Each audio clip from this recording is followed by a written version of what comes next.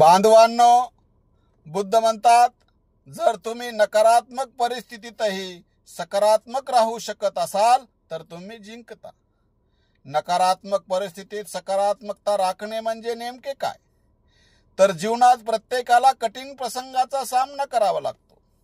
अपयश, संकटे, लोकांची टीका, दैनंदिन संघर्ष इत्यादी. अशा वेळी माणसाला निराश वाटू शकते.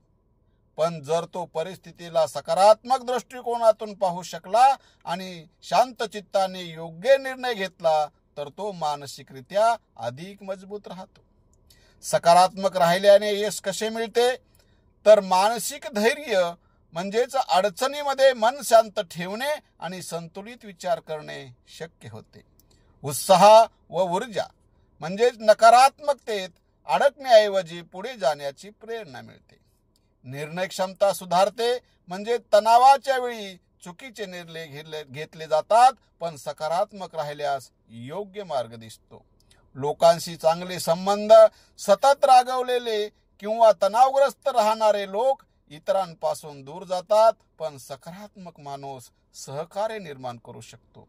भगवान बुद्ध आणि हा विचार म्हणजेच भगवान बुद्धांनी नेहमी सांगितले की दुःख हा जीवनाचा एक भाग आहे, परंतु दुःखातून मुक्त होण्याचा मार्ग आपल्या विचारसरणीत आहे.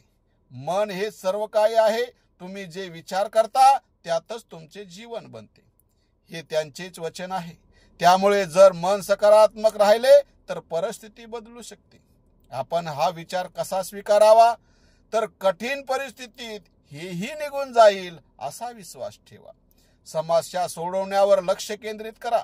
समस्या किती मोठी आहे यावर नाही. स्वतःला सकारात्मक लोकांमध्ये ठेवा.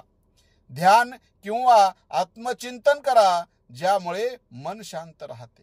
जर तुम्ही कठीण काळातही सकारात्मक राहू शकला तर तुम्ही आधीच मानसिक विजय मिळवला आहे. त्यामुळेच परिस्थिती वाईट असो वा चांगली, मनावर नियंत्रण ठेवणे आणि आशावादी राहणे हेच खरे यश आहे.